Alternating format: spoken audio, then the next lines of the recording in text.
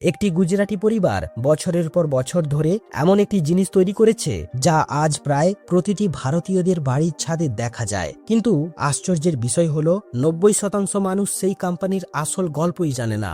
1931 সালে গুজরাটের প্যাটেল পরিবার একটি টেক্সটাইল মিল দিয়ে তাদের ব্যবসা শুরু করেছিল।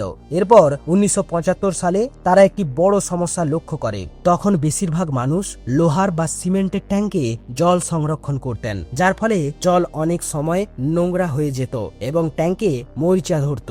সেখান থেকেই জন্ম হয় সিনটেক্সের বিখ্যাত প্লাস্টিকের জলের ট্যাঙ্ক। হালকা মরিচামুক্ত এবং তুলনামূলকভাবে নিরাপদ হওয়ায় খুব দ্রুত জনপ্রিয় হয়ে ওঠে এই ট্যাঙ্ক।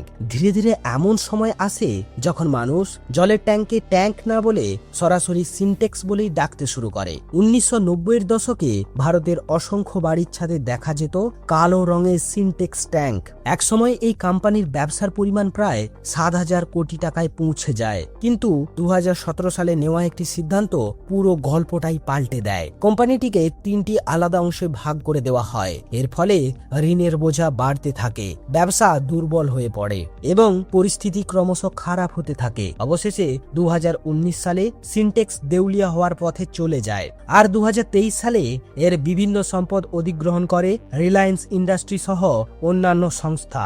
আর প্রায় 92 বছর পর প্যাটেল পরিবারের নিয়ন্ত্রণ শেষ হয়ে যায়। তবে মজার বিষয় হলো আজও ভারতের অসংখ্য বাড়ির ছাদে সেই কালো ট্যাঙ্কগুলো দাঁড়িয়ে আছে, যেন তারা এখনো সেই পরিবারের ব্যবসায়িক সাফল্যের গল্প বলে চলেছে।